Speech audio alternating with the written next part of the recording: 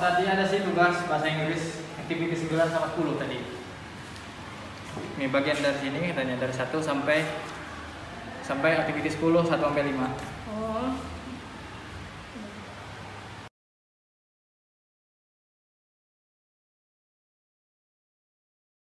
Zik, emang bener lu mukulin adik kelas? Siapa yang ngomong emang? Gak tau, gue tadi denger dari orang-orang katanya lu mukulin adik kelas. Ih parah banget, gua nggak mungkin juga gua ngelakuin kayak gitu. Maaf ya Zik, kayaknya gue denger dari Alvita deh. Coba kita tanya dulu Alvitanya. Yuk. Yuk.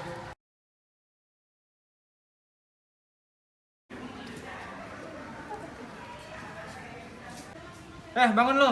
Maksud lu apa ngomong gitu? Ngomong apa? Kata si Alda lu ngomongin gua mukulin adik kelas. Enggak, bukan gua. Gua aja tahu dari orang. Itu tuh. Oh, lu nunjuk gua? Lu kan yang kemarin ngomong izin mukulin adik kelas. Gila sih lo orang ini, gua nggak pernah ngomongin lo orang kayak gitu. Kenapa lo orang ngomong gua kayak gitu? Lah, kan emang bener. Kemarin gua lihat lu ada di sana dan sama adik kelasnya. Terus lu gak terima gitu? Ya gua nggak terima lah. Udah. Soalnya ngapain berantem? Gua tadi dikasih tahu sama Hesti. Katanya orang berantem. Apa? Siba, Hafid Najiyat mukulin adik kelas. Tolong bantuin gua ada urusan soalnya nggak bisa pisahin mereka. Benar juga, kalau misalnya nggak tahu apa-apa, jangan langsung nyebar ke orang lain loh. Tanya dulu sama Ziatnya. Udah, semalam orang pada minta maaf. Orang juga berdua. Orang tadi nyebar-nyebarin kan? Ziat, maafin gue ya, gue nuduh lu yang enggak.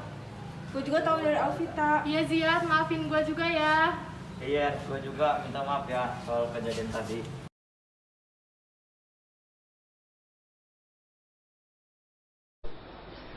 Sejarah tidak untuk dilupakan, tapi untuk dimaafkan dan juga dimaknai ulang. Untuk itu kita tidak akan membahas terkait dengan kontroversi peristiwa 30 September 1965, tapi kita akan membahas terkait dengan apa yang bisa kita lakukan ke depan, yakni salah satunya rekonsiliasi.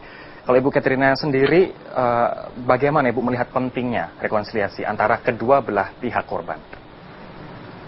Buat saya pribadi amat penting ya rekonsiliasi, karena satu bangsa itu tidak perlulah menyimpan dendam atau berseberangan. Langkah baiknya kalau buat saya kita saling, semua juga merindukan damai. Mari kita lakukan, jangan hanya teori. Gitu.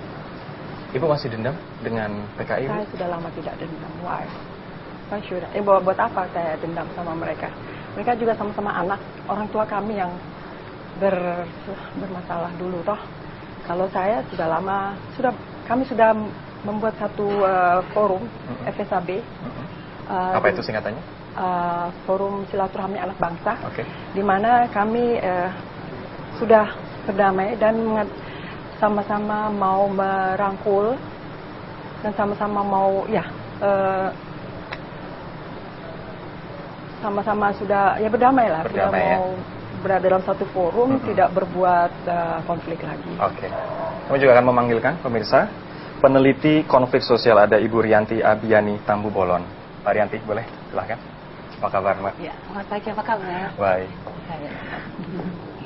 Dalam penelitian atau disertasi dari Mbak Rianti, di situ dituliskan atau menyebutkan bahwa apa yang Anda angkat, yakni peran, pengakuan dan juga ingatan sejarah dalam proses pemaafan atau rekonsiliasi. Apa yang menjadi fokus Anda dalam penelitian ini? Kaitannya dengan rekonsiliasi kedua belah pihak korban.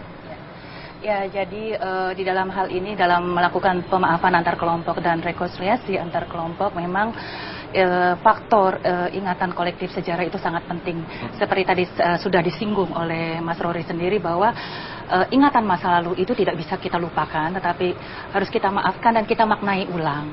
Jadi makna-makna dendam, benci itu diganti dengan makna penghormatan, penghargaan kembali, rasa kasih sayang, itu harus dimaknai ulang. Jadi kita harus ambil pelajaran, learning from the history gitu. Jadi kita belajar dari sejarah bahwa apa yang terjadi di masa lalu jangan hanya untuk kita ambil pelajarannya, untuk ke depan kita harus memperbaiki dan tidak mewariskan, tidak melanjutkan lagi seperti itu. Yang menarik dari penelitian Mbak Rianti adalah Mbak menempatkan kedua belah pihak ini sama-sama menjadi korban. Ya, Kenapa betul. seperti itu? Ya, karena begini, sebenarnya yang berkonflik kan ayah-ayah mereka ya. Jadi keluarga mereka, baik istri maupun anak dan cucu itu adalah korban. Sebenarnya keluarga itu korban. Kenapa? Kedua belah pihak sama-sama menderita, sama-sama mengalami kepahitan dalam versinya masing-masing, dalam bentuknya masing-masing. Nah, oleh sebab itu, setiap korban ini harus mau bangkit dari kepahitan mereka. Jadi harus ada inisiatif juga dari diri sendiri bahwa mari kita itu menjadi survivor gitu, penyintas gitu. Jadi bahwa cukuplah penderitaan kita ini, mari kita sekarang saling merangkul, saling memaafkan, saling menghormati, saling mencintai, mengasihi seperti sesama manusia gitu. Mari kita tata masa depan kita supaya peristiwa ini tidak terjadi lagi. Kita lihat ke depan agar peristiwa ini tidak terjadi lagi. Betul. Jangan toleh ke belakang, tapi Betul. bukan berarti kita